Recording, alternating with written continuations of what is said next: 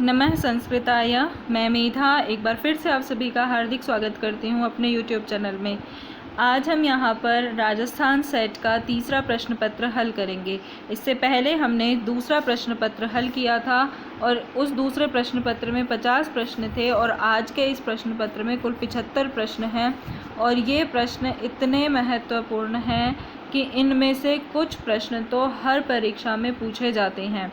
और वीडियो को पूरा ज़रूर देखिएगा और अंत में आप कमेंट करके ज़रूर बताएं कि आपके कितने प्रश्न इसमें से सही हुए हैं। इससे आपको आपकी तैयारी का अंदाज़ा भी लग जाएगा। तो चलिए शुरू करते हैं। पहला प्रश्न, कः देवः रत्नधातमम् इति रूपेण उक्तम्, अग्निः, इंद्रः, वरुणः, विष्णुः। तो ये रत्नधातमम से किसकी उपाधि किसको दी गई थी? तो ये जो रत्नधातमम विशेषण है वो अग्नि का है। तो इसका सही उत्तर हो जाएगा अग्नि, क्योंकि ये अग्नि सूक्त का जो प्रथम सूक्त है उसमें का मंत्र है, वहाँ पर अग्नि को रत्नधातमम के रूप में बताया था। उसके बाद दूसरा प्रश्न है, अपाम नपात इति कः देवः कथितः। ये प्रश्न RPSC के द्वारा डिलीट कर दिया गया था क्योंकि इसका उत्तर इन चारों ऑप्शन में से कोई नहीं है। इसमें ऑप्शन दिए थे अश्विनौ, वायुः, इंद्रः, बृहस्पतिः, जबकि इसका सही उत्तर होगा अग्नि। तो अपाम नपात की उपाधि अग्निदेव को दी गई है। ये प्रश्न महत्वपूर्ण है, हालांकि ये RPSC के द्वारा डिलीट कर दिया गया था लेकिन फिर भी ये महत्वपूर्ण है। इसके बाद आपका तीसरा प्रश्न है, सहस्राक्षः इति कस्य देवस्य विशेषणम् अस्ति। सहस्राक्षः किस देव का विशेषण है? वरुणस्य, पुरुषस्य, यमस्य, वायोः। तो ये किसका विशेषण है? ये विशेषण है पुरुष सूक्त का, कि सहस्राक्षी पुरुष सूक्त में ही कहा गया है पुरुष को। उसके बाद आपका चौथा प्रश्न है, भूतस्य जातः पतिरेक आसीत् इति कस्मै देवाय कथितम्। पुरुषाय, इंद्राय, विष्णवे, हिरण्यगर्भाय। तो भूतस्य जातः पतिरेक आसीत्, ये कहा गया है हिरण्यगर्भ के लिए। पांचवा प्रश्न, पृथ्वी सूक्तम केन वेदेन संबंधम अस्ति। सामवेदेन, अथर्ववेदेन, यजुर्वेदेन, धनुर्वेदेन। तो ये संबंधित है अथर्ववेद से। हमारे नेट के सिलेबस में भी पृथ्वी सूक्त अथर्ववेद का है, इसलिए भी ये प्रश्न महत्वपूर्ण हो जाता है। छठा प्रश्न है, ऐतरेय ब्राह्मणम केन वेदेन संबद्धम अस्ति। यजुर्वेदेन, आयुर्वेदेन, ऋग्वेदेन, सामवेदेन। तो ऐतरेय ब्राह्मण संबंधित है ऋग्वेद से। इसका सही उत्तर हो जाएगा ऑप्शन नंबर 3, ऋग्वेद। सातवां प्रश्न है, यमेन त्रयः वराः कस्मै दत्ता। यम ने या यमराज ने 3 वर किसको दिए थे? शुनः शेपाय, अर्जुनाय, नचिकेतसे, हनुमते। तो ये सबको पता है कि 3 वर यमराज जी ने नचिकेता को दिए थे और ये किस में आता है? ये आता है कठोपनिषद के अंतर्गत। आठवां प्रश्न है कि छंदः वेद पुरुषस्य किमंगम कथितम्। छंद वेद पुरुष का कौन सा अंग कहा गया है? पादौ, मुखम, नेत्रम, श्रोतम। तो ये कहा गया है पादौ।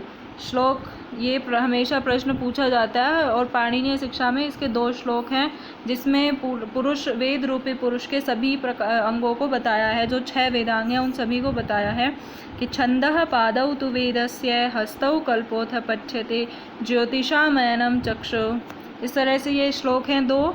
तो ये इनसे हमेशा 1 या 2 प्रश्न परीक्षा में पूछे जाते हैं। 9वां प्रश्न है कि व्रजी इत्यस्य कस्य देवस्य विशेषणम अस्ति। तो व्रजी किस देवता का विशेषण है? वज्री, यमस्य, विष्णोः, सवितुः, इंद्रस्य। तो वज्री आपको पता है इंद्रदेव का ही विशेषण है, क्योंकि इंद्रदेव का ही जो हथियार है वो वज्र है, इसीलिए उनको वज्री कहा जाता है। 10वां प्रश्न है कि निपाताः कति विधाः सन्ति।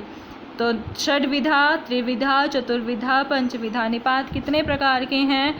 तो निपात हैं 3 प्रकार के निपात हैं जो कि निरुक्त में बताए गए हैं। इसके बाद आपका 11वां प्रश्न है गच्छतीति कस्य निर्वचनम अस्ति गौर इत्यस्य गतेः गीतस्य गेयस्य। तो गच्छतीति इति गौर इत्यस्य, ये गौ का विशेषण है। गच्छतीति जो जाता है वो गौ है, चलता है।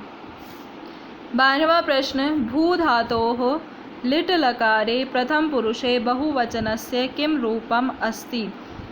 अब भू धातु का लिट् लकार के प्रथम पुरुष का बहुवचन क्या होगा।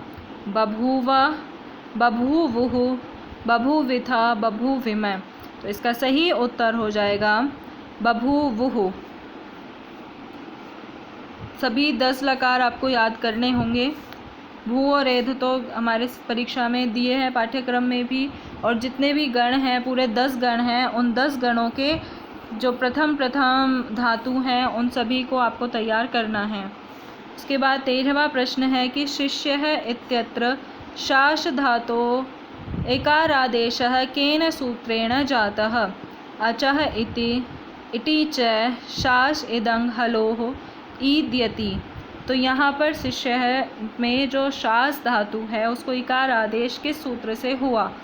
तो अब शास धातु को हो रहा है, तो इस तरह से आप परीक्षा में एक ट्रिक से भी प्रश्नों को हल कर सकते हैं। तो इसका सही उत्तर हो जाएगा ऑप्शन नंबर 3 शास इदं हलोः, क्योंकि शास धातु का शास इसमें आया है। धातु या फिर जो यहाँ पर ये शब्द दिया हुआ है इससे अगर कोई मिलता जुलता सूत्र आता है तो वही लगभग हमेशा उसका यही उत्तर होता है। 14वां प्रश्न है कि वैकुंठम शेते हरिः इति उदाहरणं कस्य सूत्रस्य अस्ति। अधिशिंस्थासां कर्म अकथितञ्च उपानवद्यांगवसः कर्म प्रवचनीयस्य।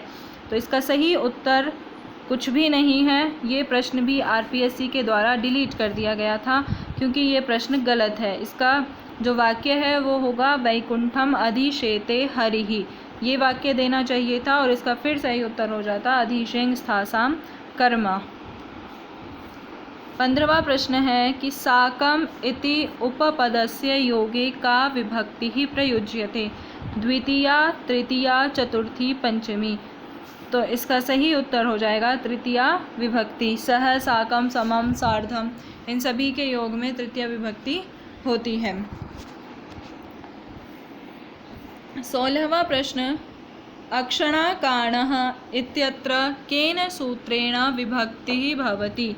अक्षणाकाणः तृतीया च भीत्यर्थं भये हेतौ येनांग विकारः। तो अक्षणाकाण है, आँख से काणा है तो येनांग विकार है, अंगी अंगी वाला विकार हो जाएगा। इसमें येनांग विकार है सूत्र से तृतीया विभक्ति हुई है। 17वां प्रश्न है स्वस्ति योगे विभक्ति ही भवति। स्वस्ति के योग में विभक्ति होती है चतुर्थी, प्रथमा, सप्तमी, षष्ठी। तो स्वस्ति के योग में होती है चतुर्थी विभक्ति। इसका सूत्र है नमः स्वस्ति स्वाहा स्वधालम वषट योगाच्च। 18वां प्रश्न हिमवतः गंगा प्रभवति इत्यत्र केन सूत्रेण विभक्तिर्भवति। जनिकर्तुः प्रकृतिः भुवः प्रभवः सप्तम्यधिकरणे च अकथितञ्च। तो इसका सही उत्तर हो जाएगा भुवः प्रभवः, क्योंकि हिमालय से गंगा निकलती है, जहाँ उसका उत्पन्न कहाँ से गंगा उत्पन्न हो रही है, हिमालय से, तो इसीलिए भुवः प्रभवः इस सूत्र से यहाँ पर पंचमी विभक्ति हुई है। 19वां प्रश्न है आचार्यस्य पत्नी का कथिता। ये प्रश्न भी आरपीएससी के द्वारा डिलीट कर दिया गया था। आचार्या, आचार्यी, आचार्याणी, आचार्यिणी। तो यहाँ पर आचार्यानी बनेगा, यहाँ पर बनेगा आचार्यानी, आचार्याणी नहीं बनेगा। आचार्य की पत्नी आचार्यानी होती है, क्योंकि यहाँ पर न को न का निषेध हो जाता है। आचार्यात् अणत्वं च इस सूत्र से आचार्यात् अणत्वं च आचार्यानी। आचार्य से अणत्व नहीं होता है, इसलिए यहाँ पर आचार्यानी प्रयोग बनेगा। 20वां प्रश्न है हार्यम इत्यत्र कः प्रत्ययः। त्यप, क्यप, यत, ण्यत। तो हार्यम में हो जाएगा ण्यत प्रत्यय। 21वां प्रश्न, गौरी इति शब्दस्य का संज्ञा भवति? ती घू नदी निष्ठा। तो सीधा सा इसका उत्तर हो जाएगा नदी संज्ञा। गौरी की नदी संज्ञा होती है। 22वां प्रश्न, दा धातोः कत प्रत्यये कृते किं रूपं भवति? दा धातु का कत प्रत्यय करके क्या रूप बनता है? दत्तम, दातम, देतम, दौतम। तो इसका सही उत्तर हो जाएगा ऑप्शन नंबर 1, दत्तम। कत से त शेष बचता है, इसलिए धातु के बाद लग के दत्तम बन जाएगा। 23वां प्रश्न है कि प्रातिपदिकार्थे का विभक्तिर्भवति? सप्तमी, चतुर्थी, द्वितीया, प्रथमा। कारक का प्रश्न है। पहला ही सूत्र है प्रातिपदिकार्थ लिंग परिमाण वचन मात्रे प्रथमा। तो यहाँ पर हो जाएगी प्रथमा विभक्ति प्रातिपदिकार्थ में। 24वां प्रश्न है, स्पृहे रीप्सितः इति सूत्रेण का विभक्तिर्भवति? प्रथमा, चतुर्थी, पंचमी, षष्ठी। स्पृहे रीप्सितः। तो इस प्रश्न का सही उत्तर हो जाएगा चतुर्थी विभक्ति। इसमें चतुर्थी विभक्ति होती है। 25वां प्रश्न है, व्याकरणस्य कति मुख्यानि प्रयोजनानि सन्ति? तो 5, 7, 8, 10। इसका सही उत्तर हो जाएगा 5। और वो 5 प्रकार के मुख्य प्रयोजन हैं। रक्षो, हागम, लघु, संदेहाः प्रयोजनम। रक्षा, ऊह, आगम, लघु और असंदेह है, ये 5 मुख्य प्रयोजन हैं। ये बताया है महर्षि पतंजलि ने महाभाष्य के अंतर्गत प्रथम पस्पशान्निक में। 26वां प्रश्न है कि द्विगु समासः कस्मिन् वचने प्रयुज्यते? द्विगु समास किस वचन में प्रयोग होता है? द्विवचने, एकवचने, बहुवचने, न किमपि। तो द्विगु समास प्रयोग होता है एक वचन में। 27वां प्रश्न है, बहुव्रीहौ कः पदार्थः मुख्यः? बहुव्रीहि में कौन सा पदार्थ मुख्य है? प्रथम पदार्थ, अन्य पदार्थ, उत्तर पदार्थ, पूर्व पदार्थ। तो बहुव्रीहि में अन्य पद प्रधान होता है। इसका सही उत्तर हो जाएगा ऑप्शन नंबर 2। 28वां प्रश्न है, वैयाकरणाः शब्दम मन्यन्ते? वैयाकरण शब्दों को मानते हैं। असिद्धम, नित्यानित्यम, अनित्यम, नित्यम। तो वैयाकरण हमेशा शब्दों को नित्य ही मानते हैं। 29वां प्रश्न है कि ध्वनि परिवर्तनस्य बाह्य कारणम अस्ति? ध्वनि परिवर्तन का बाह्य कारण क्या है? सहजीकरणम, स्वभावकरणम, ज्ञानकरणम, रूपकरणम। तो इसका सही उत्तर हो जाएगा ऑप्शन नंबर 1 कि ध्वनि परिवर्तन का बाह्य कारण होता है सहजीकरण। 30वां प्रश्न है कि कारकाणि कति सन्ति? कारक कितने हैं? 5, 7, 6, 8। तो इसका सही उत्तर हो जाएगा ऑप्शन नंबर 3, षट कारक, क्योंकि संबंध को कारक नहीं माना जाता है। सूत्र भी कारक प्रकरण में कहा भी गया है कि कारकाणि षट। तो अब 31वां प्रश्न है, सिद्धे शब्दार्थ संबंधे इति कस्मिन् ग्रंथे निगदितम? सिद्धे शब्दार्थ संबंधे किस ग्रंथ में कहा गया है? महाभाष्ये, अष्टाध्याय्याम, काव्य प्रकाशे, ध्वन्यालोके। तो सिद्धे शब्दार्थ संबंधे आया है महाभाष्य के अंतर्गत। तो इसका सही उत्तर हो जाएगा ऑप्शन नंबर 1। 32वां प्रश्न है कि यास्कानुसारम आख्यात इत्यस्य किम लक्षणम? तो सत्व प्रधान है, भाव प्रधानम आख्यातम, पद प्रधानम, अपद प्रधानम। तो इसका उत्तर हो जाएगा ऑप्शन नंबर 2, भाव प्रधानम आख्यातम। उत्तर इन्होंने ऑप्शन में ही उत्तर दिया है, भाव प्रधानम आख्यातम। भाव प्रधान को ही, क्रिया प्रधान को ही आख्यात कहा जाता है। 33वां प्रश्न है कि निरुक्तस्य रचयिता कः? निरुक्त के रचयिता कौन है? वसिष्ठः, विश्वामित्रः, यास्कः, कात्यायनः। इसका सही उत्तर हो जाएगा ऑप्शन नंबर 3, यास्क। 34वां प्रश्न है, समाम्नायः, समाम्नातः इत्यत्र समाम्नायः इत्यनेन कः अभिप्रेतः? छंदः, कल्पः, व्याकरणम, निघंटुः।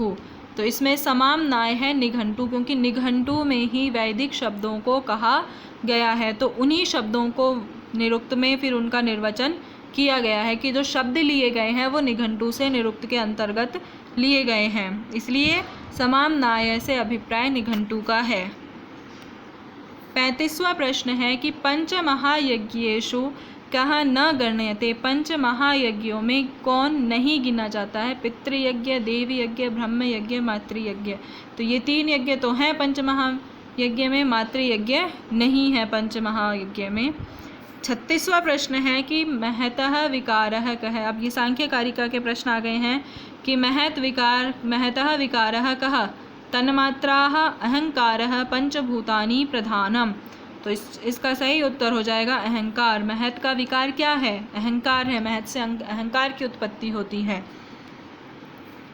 37वां प्रश्न है लिंग शरीरे कति तत्वानि भवन्ति 14, 15, 17, 12। तो इसका सही उत्तर हो जाएगा 17। अब इसमें भी मतभेद है कि जो सांख्य कारिका है, सांख्य दर्शन है, उसके अनुसार लिंग शरीर के 18 तत्व होते हैं और वेदांत के अनुसार 17 तत्व होते हैं। तो यहाँ पर एक ही दिया था ऑप्शन में 17, ये दोनों देते अगर तो फिर यहाँ पर वो उस दर्शन का संकेत जरूर करते कि वो वेदांत के अनुसार पूछ रहे हैं कि सांख्य के अनुसार पूछ रहे हैं। 38वां प्रश्न है जीवन मुक्तस्य वर्णनम कुत्र वर्तते। जीवन मुक्त का वर्णन कहाँ बताया है? वेदांत सारे, तर्क संग्रहे, तर्क भाषायाम, सांख्य कारिकायाम। तो इसका सही उत्तर हो जाएगा वेदांत सार। वेदांत सार में ही जीवन मुक्ति और विदेह मुक्ति के बारे में बताया गया है। वेदांतस्य मुख्यो ग्रंथोस्ति। वेदांत का मुख्य ग्रंथ है शांकर भाष्यम, ब्रह्मसूत्रम, वेदांत सारः, तर्क भाषाः। तो इसका सही उत्तर हो जाएगा ब्रह्मसूत्र। मुख्य ग्रंथ ब्रह्मसूत्र है, उसके बाद में फिर प्रकरण ग्रंथ बना है वेदांत सार, शांकर भाष्य वगैरह जो हैं। 40वां प्रश्न है कि सांख्य शास्त्रस्य आद्यः प्रवर्तकः कः। सांख्य शास्त्र के आदि प्रवर्तक कौन है? गौतमः, बादरायणः, कपिलः, वशिष्ठः। तो इसके आदि प्रवर्तक हैं महर्षि कपिल। 41वां प्रश्न है कि सत् चित् आनंद इति विशेषणम वर्तते। सत् चित् आनंद किसका विशेषण है? इंद्रस्य, वरुणस्य, यमस्य, ब्रह्मणः। तो ये विशेषण है ब्रह्मणः, ब्रह्मा का विशेषण है। ब्रह्म सत्यम जगन मिथ्या, तो केवल ब्रह्म ही सत् चित् आनंद है और कुछ भी सच्चित आनंद नहीं है। 42वां प्रश्न कि तर्क संग्रहस्य प्रणेता कः? केशव मिश्रः, अन्नम भट्टः, सदानंदः, कपिलः। तो तर्क संग्रह के प्रणेता है अन्नम भट्ट। 43वां प्रश्न अहम ब्रह्मास्मि इति वाक्यमस्ति। ये कैसा वाक्य है? ये उपदेश वाक्यम, कांत वाक्यम, अनुभव वाक्यम, प्रभु वाक्यम। तो इसका सही उत्तर हो जाएगा अनुभव वाक्य। अहम ब्रह्मास्मि अनुभव वाक्य है और इस तरह के ये वाक्य वेदांत सार के अंतर्गत भी बताए गए हैं। अर्थ संग्रहे कति विधा भावना स्वीकृता। अर्थ संग्रह में कितने प्रकार की भावना स्वीकार की गई है? त्रिविधा, द्विविधा, चतुर्विधा, पंचविधा। तो अर्थ संग्रह में 2 प्रकार की भावनाएं स्वीकार की गई हैं, शाब्दी भावना और अर्थ भावना। 45वां प्रश्न है कि कार्यम सत् इति सिद्धान्तः कस्मिन् दर्शने स्वीकृतः। सांख्य दर्शने, वेदांत दर्शने, न्याय दर्शने, योग दर्शने। तो इसका सही उत्तर हो जाएगा सांख्य दर्शने। सांख्य दर्शन में ही कार्य भी सत्य है और कारण भी सत्य है, सब कुछ सत्य है। 46वां प्रश्न है कि लघुत्रय्याम कस्य काव्यस्य गणना भवति। लघुत्रयी में किस काव्य की गणना होती है? तो किरातार्जुनीयम, मेघदूतस्य, नैषधस्य, शिशुपालवधस्य। अब जो वृहत्रयी है उसमें किरातार्जुनीयम आता है, नैषधीय चरितम आता है और शिशुपालवधम आता है। और लघुत्रयी में आता है मेघदूत, रघुवंश और कुमार संभव। तो इसका सही उत्तर हो जाएगा ऑप्शन नंबर 2 मेघदूत। 47वां प्रश्न है कि बुद्ध चरितस्य अंगिरसः कः। तो बुद्ध चरित का अंगिरस क्या है? श्रृंगारः, वीभत्सः, शांतः, भयानकः। तो इसका सही उत्तर हो जाएगा ऑप्शन नंबर 3 श्रृंगार। ऑप्शन नंबर 3 शांत रस। इसका सही उत्तर हो जाएगा शांत रस। बुद्ध चरित का अंगिरस है शांत। 48वां प्रश्न है कि लावणक दाह कथा कस्मिन् रूपके घटिता। लावणक दाह कथा स्वप्नवासव दत्तम, मध्यमव्यायोगे, वेणी संहारे, मालविकाग्नि मित्रे। तो इसका सही उत्तर हो जाएगा ऑप्शन नंबर 1 स्वप्नवासव दत्तम। स्वप्नवासव दत्तम में ही वासव दत्ता को लावणक में जलने की कथा का वर्णन किया गया था कि स्वप्नवासव दत्ता लावणक ग्राम में जल करके मर गई है। 49वां प्रश्न है कि दश कुमार चरितम केन प्रणीतम सुबंधुना दंडीना बाणीना अंबिका दत्त व्यासेन। तो दश कुमार चरित रचना है महर्षि दंडी की, तो ऑप्शन नंबर 2 इसका सही उत्तर हो जाएगा। 50वां प्रश्न है श्री इति शब्देन कस्य काव्यस्य मंगलाचरणं प्रारभ्यते। शिशुपालवधस्य, मेघदूतस्य, कुमारसंभवस्य, ऋतुसंहारस्य। तो इसका सही उत्तर हो जाएगा ऑप्शन नंबर 1 शिशुपाल वध। इसके और भी इनसे प्रश्न बन सकते हैं कि जो शिशुपाल वध महाकाव्य है महाकवि माघ द्वारा लिखा गया है और इसका मंगलाचरण मतलब इसका आदि और अंत दोनों ही श्री शब्द से होता है, और जो किरात अर्जुनीयम है महर्षि महाकवि भारवी का विरचित उसको श्री शब्द से प्रारंभ किया गया है और उसका समापन उसके सर्ग का समापन होता है लक्ष्मी शब्द से। तो ये भी ध्यान रखने वाली बात है, इसलिए यहाँ पर किरात अर्जुनीयम ऑप्शन में नहीं दिया गया है। 51वां प्रश्न है कि मृच्छकटिकस्य नायिका का। मृच्छकटिकम की नायिका क्या है? मालविका, सुसंगता, सागरिका, वसंत सेना। तो मृच्छकटिकम की नायिका है वसंत सेना। 52वां प्रश्न यत्र नार्यस्तु पूज्यन्ते रमन्ते तत्र देवता इत्युक्तिः कस्मिन् ग्रंथे प्राप्यते। यत्र नार्यस्तु पूज्यन्ते रमन्ते तत्र देवता, ये उक्ति कहाँ किस ग्रंथ में मिलती है? अर्थशास्त्रे, आपास्तंभ गृह्य सूत्रे, मनुस्मृतौ, याज्ञवल्क्य स्मृतौ। तो इसका सही उत्तर हो जाएगा मनुस्मृति, ऑप्शन नंबर 3। मनुस्मृति में ही कहा है कि यत्र नार्यस्तु पूज्यन्ते रमन्ते तत्र देवता यत्रैतास्तु न पूज्यन्ते सर्वास्तत्रा फला क्रिया। अब प्रश्न नंबर 53 कादम्बर्याः प्रणेता कः? बाणभट्टः, सुबंधुः, माघः, दंडी। तो इसका सही उत्तर हो जाएगा ऑप्शन नंबर 1 बाणभट्ट। कादम्बरी के रचयिता हैं महाकवि बाणभट्ट। प्रश्न नंबर 54 चंद्रापीडः कस्य पुत्रः आसीत्? चंद्रापीड किसका पुत्र था? शुकनासस्य, तारापीडस्य, पुंडरीकस्य, वैशंपायनस्य। तो इसका सही उत्तर हो जाएगा ऑप्शन नंबर 2 तारापीड। तारापीड का पुत्र था चंद्रापीड और चंद्रापीड को ही शुकनास ने उपदेश दिया था। प्रश्न नंबर 55 संस्कृत साहित्ये आदि कवि रूपेण कः प्रसिद्धः? संस्कृत साहित्य में आदि कवि के रूप में कौन प्रसिद्ध है? याज्ञवल्क्य है, शुकनासः, व्यासः, वाल्मीकि। तो याज्ञवल्क्य को आदि कवि नहीं मानते, शुकनास को भी नहीं मानते, व्यास को भी नहीं मानते, महर्षि वाल्मीकि को आदि कवि माना जाता है और इनका काव्य रामायण उसको महाकाव्य उस महाकाव्य को आदि काव्य माना जाता है। प्रश्न नंबर 56 केन ऋषिणा राम लक्ष्मणौ यज्ञ रक्षार्थम याचितौ? किस ऋषि ने राम और लक्ष्मण को यज्ञ की रक्षा के लिए मांगा था? श्रृंगेण, विश्वामित्रेण, अत्रिणा, पुलस्त्येन। तो इसका सही उत्तर हो जाएगा ऑप्शन नंबर 2 विश्वामित्र। अगर अभी किसी ने रामायण देखी होगी तो वो इसका उत्तर सही बिल्कुल बता सकते हैं, जिसने रामायण पढ़ी भी नहीं है तो भी। इस लॉकडाउन में सबसे बड़ा फ़ायदा कि रामायण के हमें बहुत सारे प्रश्न तैयार हो गए होंगे। प्रश्न नंबर 57 है कि रामः ताड़का वधम कस्य आज्ञया चकार? राम जी ने ताड़का का वध किसकी आज्ञा से किया? याज्ञवल्क्यस्य, जनकस्य, दशरथस्य, विश्वामित्रस्य।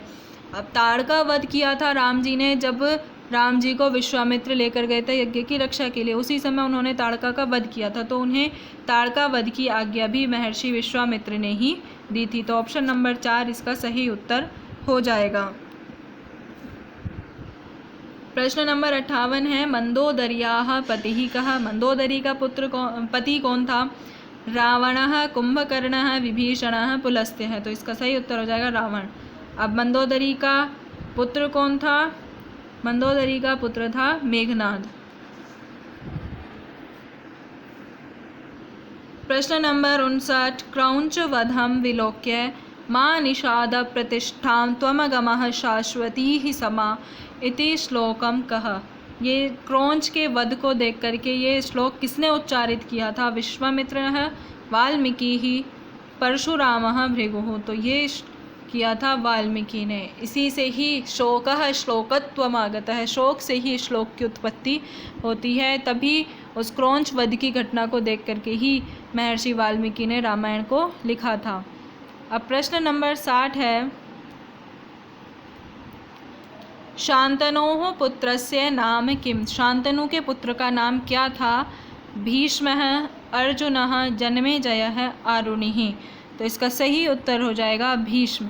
शांतनु के इनमें से ऑप्शन में से सही उत्तर हो जाएगा भीष्म। भीष्म पितामह शांतनु के पुत्र थे और इनकी माता का नाम था सत्यवती। 61वां प्रश्न है कि परीक्षितस्य पितामह कः आसीत्? परीक्षित के पितामह यानी दादा भीमः, अर्जुनः, शांतनुः, भरत।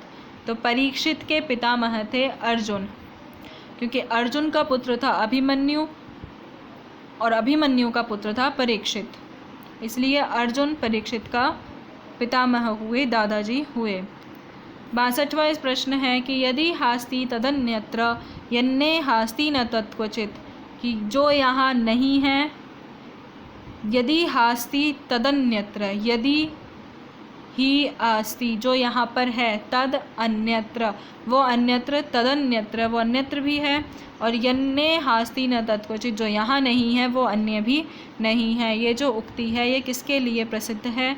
धर्मशास्त्रस्य कृते, अर्थशास्त्रस्य कृते, रामायणस्य कृते, महाभारतस्य कृते। तो ये उक्ति प्रसिद्ध है महाभारत के लिए। ऑप्शन नंबर 4 इसका सही उत्तर हो जाएगा। प्रश्न नंबर 63, महाभारतस्य प्रथमं नाम किमस्ति? महाभारत का प्रथम नाम क्या था? अर्थशास्त्रम, विजयः, जयः, धर्मः। तो इसका सही उत्तर हो जाएगा ऑप्शन नंबर 3, जय। महाभारत का प्रथम नाम था जय। 64वां प्रश्न है कि पंचलक्षणम इति कस्य कृते उक्तम? पंचलक्षण किसके लिए कहा गया है? पुराणस्य कृते, रामायणस्य कृते, महाभारतस्य कृते, धर्मशास्त्रस्य कृते। तो पंचलक्षण का ये कहा गया है पुराण के लिए। सर्गश्च प्रतिसर्गश्च वंशो मन्वन्तराणि च। ये जो श्लोक है ये पुराणानि पंचलक्षणम करके पुराण के लिए कहा गया है कि पुराण में 5 लक्षण होने चाहिए। अब प्रश्न नंबर 65 है कि इतिहास पुराणाभ्यां वेदं समुपबृंहयेत इत्युक्तिः कस्य वर्तते? गृह्यसूत्रे, रामायणे, काव्यप्रकाशे, आपस्तंभ गृह्यसूत्रे, आपस्तंभ धर्मसूत्रे। तो इसका सही उत्तर हो जाएगा ऑप्शन नंबर 4। उसी में कहा गया है कि इतिहास पुराणाभ्यां वेदां समुपबृंहयेत। प्रश्न नंबर 66 है, श्रीमद्भागवत पुराणे कति स्कंधाः सन्ति? श्रीमद्भागवत पुराण में कितने स्कंध हैं? 11, 10, 12, 14। तो प्रश्न नंबर 66 इसका सही उत्तर हो जाएगा 12। तो इसका सही ऑप्शन नंबर होगा 3, क्योंकि श्रीमद्भागवत पुराण में 12 स्कंध हैं। प्रश्न नंबर 67, काव्य प्रकाशे स्वीकृतेषु षट् प्रयोजनेषु मौलीभूतं प्रयोजनं किम्? तो सद्यः परनिर्वृत्तये, कांता सम्मिततयोपदेशयुजे, अर्थकृते, यशसे। तो मूल में ही ये कहा गया है कि जो षट प्रयोजनेषु जो मौलीभूत प्रयोजन है वो है सद्यः परनिर्वृत्तये, कि शीघ्र ही निवृत्ति के लिए, शीघ्र ही मोक्ष प्राप्त करने के लिए काव्य का प्रयोजन है। और इसका श्लोक भी है कि काव्यम यशसेऽर्थकृते व्यवहार विदे शिवे तरक्षतये सद्यः परनिर्वृत्तये कांता सम्मिततयोपदेशयुजे। और उसके बाद इसकी वृत्ति में ये लाइन लिखी गई है। प्रश्न नंबर 68 की काव्य भेदेषु गुणीभूत व्यंग्य नामना कः भेदः निगदितः? काव्य के भेद में गुणीभूत व्यंग्य नाम से किसको निगदित किया गया है, किसको बताया गया है? तो अधम काव्य भेदः, उत्तमोत्तम काव्य भेदः, मध्यम काव्य भेदः, उत्तम काव्य भेदः। तो ये है मध्यम काव्य का भेद, मतलब मध्यम काव्य को ही गुणीभूत व्यंग्य के नाम से जाना जाता है। अतादृशी गुणीभूत व्यंग्यम व्यंग्ये तु मध्यमम। ये काव्य प्रकाश में मध्यम काव्य की लक्षण दिया गया है। प्रश्न नंबर 69 कि वाचकः कीदृशमर्थम अभिदत्ते? साक्षात् संकेतितम अर्थम, लक्ष्यार्थम, व्यंग्यार्थम, तात्पर्यार्थम। तो इसका ऑप्शन नंबर 1 सही उत्तर हो जाएगा कि साक्षात संकेतित अर्थ ही वाचक होता है। प्रश्न नंबर 70 लक्षणा तेन षड्विधा इति केन आचार्येण उक्तम विश्वनाथेन मम्मटाचार्येण अपय्य दीक्षितेन महिमभट्टेन। तो लक्षणा तेन षड्विधम 6 प्रकार की लक्षणा मानी है मम्मटाचार्य ने और विश्वनाथ ने मानी है 80 प्रकार की लक्षणा। उसके बाद प्रश्न नंबर 71 आता है कि तददोषौ शब्दार्थौ सगुणा वनलंकृति पुनः क्वापि इत्यत्र विशेष्य पदम किम। यहाँ पर विशेष्य पद क्या है कि शब्दार्थौ अदोषौ सगुणौ अनलंकृति। तो यहाँ पर विशेष्य पद है शब्दार्थौ और शब्दार्थौ के विशेषण हैं अदोषौ सगुणौ अनलंकृति। तो ये 3 शब्दार्थों के विशेषण हैं। तो शब्दार्थों क्या बन जाएगा, विशेष्य हो जाएगा। इसके बाद 72वां प्रश्न है रसानुमेयः इति केन कथितम भट्टनायकेन अभिनवगुप्तेन शंकुकेन भट्टनारायणेन। रसानुमेयः, रस को अनुमेय किसने माना है, तो शंकुक ने माना है क्योंकि शंकुक का अनुमितिवाद है। इसके बाद प्रश्न नंबर 73 है वाच्य एव वाक्यार्थः इति केषां मतमस्ति। नैयायिकानां मतं, बौद्धानां मतम्, अभिहितान्वयवादिनां मतम् और अन्विताभिधानवाद मतम। तो इसका सही उत्तर हो जाएगा अन्विताभिधानवादिनां मतम, क्योंकि मूल में ही लिखा है काव्य प्रकाश के द्वितीय उल्लास में कि वाच्य एव वाक्यार्थः इति अन्विताभिधानवादिनः। प्रश्न नंबर 74 है कि ध्वनि सिद्धान्तस्य प्रवर्तकः कः। ध्वनि सिद्धांत के प्रवर्तक कौन है, आनंदवर्धनः, कुंतकः, मम्मटः, महिमभट्टः। तो इसका सही उत्तर हो जाएगा ऑप्शन नंबर 1 आनंदवर्धन को ध्वनि संप्रदाय का या ध्वनि सिद्धांत का प्रवर्तक माना जाता है। 6 सिद्धांत प्रमुख हैं इस अलंकार शास्त्र में, उस पर फिर कभी हम विस्तृत चर्चा करेंगे। अब इसका 75वां और अंतिम प्रश्न है कि अविवक्षित वाच्य ध्वनि ही कतिविधः। अविवक्षित वाच्य ध्वनि कितने प्रकार की होती है, चतुर्विधः, त्रिविधः, पंचविधः, द्विविधः। तो ये होती है 2 प्रकार की अविवक्षित वाच्य ध्वनि। तो ये थे आपके इस आर सेट के पूरे 75 प्रश्न। अगर वीडियो अच्छी लगी हो तो लाइक ज़रूर करें, साथ ही कमेंट करके ज़रूर बताएं कि आपके कितने प्रश्न सही हुए हैं। फिर मिलते हैं अगली वीडियो में। जयतु संस्कृतम, जयतु भारतम।